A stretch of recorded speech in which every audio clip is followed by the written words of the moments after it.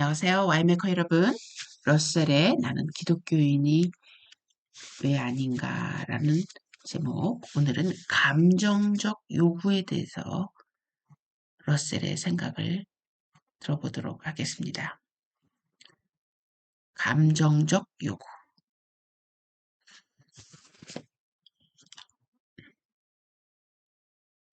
이미 말씀드린 바와 같이 사람들이 종교를 받아들이는 참된 이유는 이론 추구와는 관계 없다고 보겠습니다.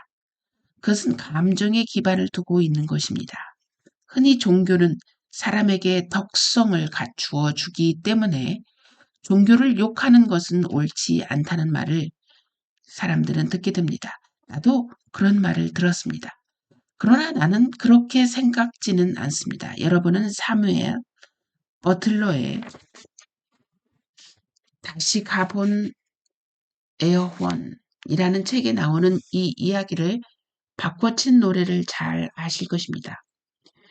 에어원에는 히그스라고 하는 사람이 있었는데 어느 먼 나라로 가서 거기서 얼마를 지나다가 그것을 기구를 타고 탈출해 나옵니다.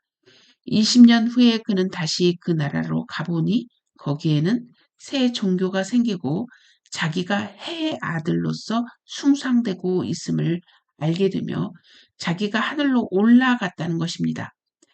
때마침 자기의 승천의 축제가 벌어지려고 하고 있음을 알게 되며 행키와 펜키라는 교수는 자기들끼리 말하기를 자기들은 히그스란 사람의 얼굴도 본 적이 없으며 앞으로도 절대로 보지 못할 것이라는 것입니다. 그러나 그들은 해 아들 종교의 높은 주교들입니다. 히그스는 노발대발하여 그들에게 가서 말하기를 나는 이 엉터리 수작을 송두리째 폭로하여 에어환 사람들에게 바로 내가 히그스란 그 사람이며 나는 기구를 타고 올라간 것이라고 말하겠다고 하였습니다. 그랬더니 그들이 말하기를 그래서는 안 됩니다. 이곳의 모든 도덕은 이 신화를 중심으로 얽혀 있으며 만약 당신이 하늘로 올라가지 않은 것을 알게 되면 그 사람들은 모두 악하게 될 것이라고 하였습니다. 그래서 그는 설복을 당하게 되고 가만히 그것을 빠져나가 버립니다. 바로 이것입니다. 즉 우리가 기독교를 지키지 않으면 다 악하게 된다는 것입니다. 내가 보기에는 기독교를 지켜온 사람들이 되게 극히 악했습니다. 여러분은 이 이상한 사실, 즉 어느 시기의 종교가 강력하면 할수록 그 독단적인 신앙이 깊으면 깊을수록 그 잔인성은 더했고 사태는 더 나빴습니다. 소위 신앙의 시대에 있어서는 사람들이 정말 철저히 기독교를 믿는데도 종교 재판에 있어서 고문은 극에 달했습니다. 수백만의 불운한 부녀자가 마녀로서 화형에 처해지고 종교란 이름으로 모든 종교의 사람에게 갖가지 잔인이 다 가해졌습니다. 세상을 돌이켜볼 때 여러분은 털끝만한 인간적 감정의 발전도 형법상의 모든 개선도 전쟁을 적게 할 모든 방안도 유색 인종의 대우 개선을 위한 모든 대책도 또는 모든 노예 제도의 완화나 이 세상에 있었던 모든 도덕적 발전도 모두가 세계의 조직화된 교회에 의하여 계속 저해되어 왔음을 아실 것입니다. 나는 교회로 조직된 기독교가 세계의 도덕적 발전을 제1가는 적이었으며 지금도 그러함을 신중히 말하고자 하는 바입니다. 정말 안타깝네요. 그때 그 시대에 기독교가 어떤 모습을 해왔길래 이 러셀이 이러한 생각을 하게 되었는지. 그러나 지금 러셀의 이야기한 것 중에 이 기독교가 없이는 어떤 도덕이 정해지지 않는다.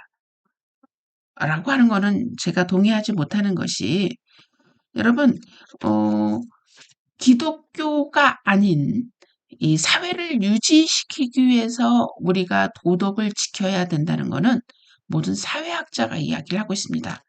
그래서 이 굳이 기독교가 이야기하지 않아도 사회의 모든 이 인간의 관계가 제대로 윤활유가 있게 옳고 돌아가기 위해서 사회 자체가 기본적으로 정해놓은 도덕이 있습니다.